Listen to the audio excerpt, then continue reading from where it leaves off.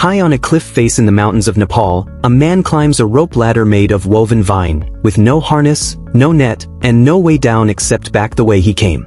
Above him, clinging to the rock, is a wild honeybee colony the size of a car door, guarded by tens of thousands of insects capable of stinging him into anaphylactic shock, or knocking him off the cliff entirely. People have died doing exactly this. And yet, every single year, in mountains across the world, someone climbs back up to do it again. So here is the question worth sitting with for a moment. Why would any human being risk their life for a food made by an insect, while almost every other food an insect could offer gets treated as something you would never put in your mouth? Let's clear something up immediately, because the premise hiding inside that question is not entirely accurate. Humans do eat other insects. Not rarely, not as some extreme survival stunt.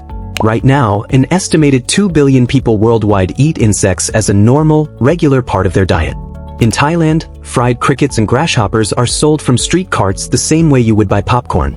In Mexico, toasted grasshoppers called chapulines are a traditional delicacy, often served with lime and chili. In Colombia, large fried ants called hormigas culonas are considered a genuine treat, passed down through generations. Across large parts of sub-Saharan Africa, termites and caterpillars provide a significant, reliable source of protein. So the real mystery is not, why do humans only eat honey? The real mystery is something narrower and honestly stranger. Why does honey manage to be accepted almost everywhere on Earth, including in cultures that find the idea of eating any other insect product genuinely revolting, while the insects themselves get rejected specifically in exactly those same places? To understand that, you first have to understand what honey actually is, because most people have never really thought about it clearly. Honey does not come out of a bee ready to eat. A worker bee collects nectar from flowers, stores it inside a specialized internal stomach separate from the one used for digestion, and carries it back to the hive. Inside that stomach, enzymes begin breaking the nectar down. Back at the hive, the bee regurgitates that partially processed liquid into a honeycomb cell, where other worker bees fan it with their wings for hours, evaporating the excess water until it thickens into the syrup you recognize. Say that process out loud, slowly, and it sounds almost exactly like something that should disgust you. Regurgitated insect stomach contents, repeatedly passed between multiple insects, left to sit inside a structure built from insect wax. And yet, across cultures that would never consider eating a cricket, honey has been treated as a prized, trusted, even sacred food for thousands of years. So why does one insect product get a complete pass, while the insect itself gets rejected? Here is the first real clue, and it has almost nothing to do with taste, and almost everything to do with what your eyes see before your brain even gets involved. Honey does not look like an insect. There are no legs, no wings, no visible exoskeleton, no moving antennae. By the time honey reaches your mouth, every trace of the animal that made it has been completely transformed into a smooth, golden liquid that resembles no insect at all.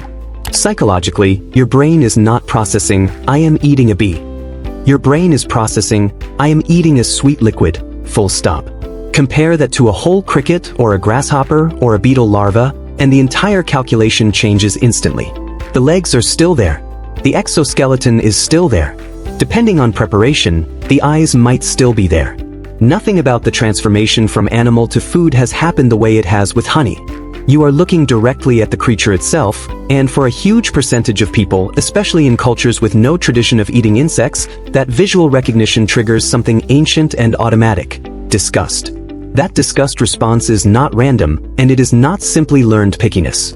Evolutionary psychologists believe disgust toward insects and similar small crawling creatures developed specifically as a defense mechanism tied to disease avoidance. Many insects historically fed on decaying matter, carried parasites, or were associated with rot and spoilage. A strong, automatic aversion to eating something with that appearance would have protected your ancestors from very real health risks long before anyone understood the actual biology behind it. So the aversion many people feel toward eating a whole insect is not a modern invention. It is an old, deeply wired survival instinct, still firing exactly as designed, even in a grocery store or a kitchen thousands of years removed from the original danger it evolved to prevent. Honey manages to slip past that entire instinct, almost completely, because by the time it reaches you, it has already been transformed beyond visual recognition. There is no crawling shape to trigger the alarm. There is only sweetness. And sweetness carries its own, completely separate, ancient signal. For nearly your entire evolutionary history, a sweet taste has meant one specific thing to the human brain: safe, dense, reliable calories. Ripe fruit is sweet. Rotten, dangerous, poisonous food is very rarely sweet. So while disgust evolved to protect you from things that looked dangerous, a powerful, almost irresistible craving evolved to pull you toward anything that tasted intensely sweet, because in the natural world, sweetness reliably meant energy you could trust. Honey is, without exaggeration, one of the most concentrated sources of natural sweetness that existed anywhere in the pre-agricultural world. No fruit came close to matching its sugar density, which means honey was not simply tolerated by early humans. It was aggressively, powerfully desired, activating one of the strongest reward signals your brain is capable of producing. This is why humans were willing to climb cliffs, smoke out furious swarms, and risk serious injury just to get it. Not because early humans had somehow overcome their instinctive disgust toward insects. Because honey never triggered that disgust instinct in the first place, while simultaneously triggering the single most powerful food craving signal the human brain has. Now here is where the story gets genuinely interesting, because this is not simply about honey versus everything else. It is about a spectrum, and where different cultures happen to sit along it. In places where insects have historically been prepared in ways that minimize that visual creature recognition, whole insects became far more culturally acceptable. Ground into flour, blended into sauces, fried until the shape becomes less immediately recognizable.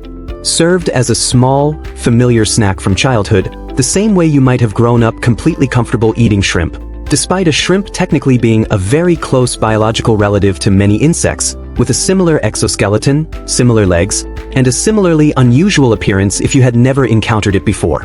Which raises an uncomfortable question worth sitting with. If you already eat shrimp, or crab, or lobster without hesitation, your disgust response toward creatures with exoskeletons and multiple legs is clearly not absolute. It has been shaped, specifically, by what your particular culture exposed you to as normal, starting in early childhood, long before you ever had the chance to evaluate it logically. In other words, the barrier stopping most Western consumers from eating a cricket is not really about biology, or safety, or nutrition. Crickets are, gram for gram, an excellent source of protein, comparable to many meats already considered completely normal. The barrier is almost entirely cultural exposure, reinforced by disgust responses that were never challenged early enough in life to change. And here is the twist that should genuinely surprise you. If you live in a Western country and believe you have never eaten an insect product beyond honey, you are very likely wrong. Carmine, also labeled as cochineal extract, or the additive code E120, is a deep red dye made by crushing and processing a specific scale insect. It has been used for centuries to color food, and it still appears today in countless yogurts, candies, juices, and cosmetics, listed quietly on ingredient labels that almost nobody reads closely. Shellac, harvested from the secretions of the lac bug, is used as a glossy coating on candies, pills, and even some fruit to give them that shiny, protected surface. So the honest answer to "do you eat insect products besides honey?" is very likely yes. You already have, repeatedly, without ever realizing it, because those particular insect products were also transformed beyond visual recognition before they ever reached your plate. Which brings the entire pattern into full focus. It was never really about whether an insect was involved. It was always about whether your brain could still visually recognize the insect once the food reached your mouth. Honey passes that test completely. Carmine and shellac pass that test completely. A whole fried cricket with its legs and shape still intact fails that test immediately for anyone raised in a culture where that specific visual triggers disgust instead of appetite. So when you ask why humans eat honey but seem to reject other insect food, the real, complete answer is this. Humans do not actually have a consistent rule about insects at all. Humans have a powerful, ancient visual trigger for disgust, an equally powerful ancient craving for concentrated sweetness, and a set of cultural habits, formed in early childhood, that decide which specific foods get filed under normal, and which get filed under unthinkable, almost entirely based on what those foods look like, not what they actually are. Honey escaped the insect stigma completely, by accident of biology, becoming an invisible, transformed liquid long before it ever reached a human mouth. Whole insects never got that same disguise, and in cultures that never developed a tradition of eating them anyway, that missing disguise was enough to keep an entire, perfectly nutritious food source permanently off the table for billions of people, for reasons that have almost nothing to do with taste, and almost everything to do with what the eye recognizes before the mind even gets a vote.